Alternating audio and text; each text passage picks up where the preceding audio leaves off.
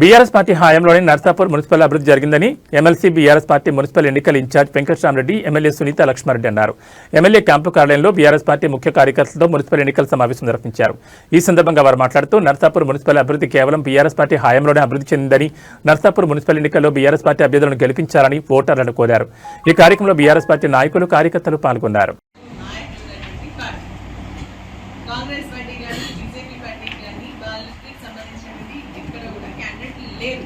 అందుకనే వాళ్ళు ఏంటంటే మన క్యాండిడేట్లను ఊరికే రెచ్చగొట్టి ఏదో చేయడానికి ప్రయత్నం చేస్తారు. కానీ కాంగ్రెస్ పార్టీ ఎన్ని ఎన్నికలు ఇచ్చినా, టీఆర్ఎస్ పార్టీ ఎన్ని ఆలోచనలు చేసినా, టీఆర్ఎస్ పార్టీకి సంబంధించినటువంటి కార్యకర్తలు కడను కట్టినటువంటి కార్యకర్తలు అంటే లేని వాళ్ళు కూడా ఆ పార్టీ మొన్న జరిగినటువంటి ఫస్ట్ టైం జరిగినటువంటి మున్సిపల్ ఎన్నికల్లో బీఆర్ఎస్ పార్టీ జెండా మున్సిపాలిటీ మీద ఎదురవేయడం జరిగింది.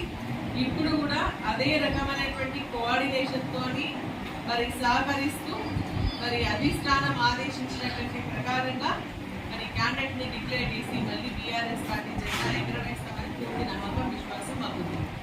దాన్ని కోఆర్డినేట్ చేయడానికి ఈ రోజున పెద్దలు వాళ్ళ సీనియర్ నాయకులు ఎమ్మెల్సీ అయినటువంటి వెంకటరామరెడ్డి గారు రావడం జరిగింది. వారు మరి మన పత్రికా మిత్రులను ఉద్దేశించి మాట్లాడారు. మంచి నిర్ణయాలు తీసుకొని సమిష్టి బాధ్యతతో ఈ ఎలక్షన్లలో ఘన విజయం సాధిస్తుందని చెప్పేసి మేమిద్దరు కూడా ఎవరైతే గెలుపుకుంటారు ఉంటాయో, ఎవరైతే గెలిస్తే ఎవరికి నియమిస్తే గెలుస్తారో వాళ్ళని చాలా అన్ని విధాల అన్ని వైపుల నుంచి ఆలోచించి అభ్యర్థుల ఎంపిక జరుగుతూ ఉంది. ఈ అభ్యర్థుల ఎంపిక ఏదైతే నియమించిందో, ప్రతి మున్సిపాలిటీకి కోఆర్డినేటర్గా, సమన్వయకర్తగా, ఇన్ఛార్జిగా నియమించిందో ఆ క్రమంలో నేను ఇవాళ ఇక్కడ మీ ముందు ఉండడం జరిగింది. ముఖ్యంగా పలు దఫాలుగా మన శాసనసభ్యులు గారు మేడంతో, అదేవిధంగా ముఖ్య నాయకులందరినీ కూడా మేము చర్చలు చేస్తాం. సో ఎలక్షన్ నోటిఫికేషన్ కూడా మీకు తెలిసి ఇవాళ రిలీజ్ అవుతూ ఉంది. నామినేషన్ ప్రక్రియ కూడా జరుగుతూ ఉంది. ఇక్కడ నర్సాపూర్ పట్టణంలో పార్టీ చాలా బలోపేతంగా ఉంది.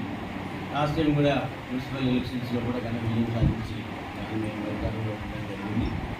ఆ క్రమంలోనే ఈసారి మళ్ళీ రెండవసారి అంతకన్నా గొప్ప విజయం సాధించే దిశగా ఇవాళ బీఆర్ఎస్ పార్టీ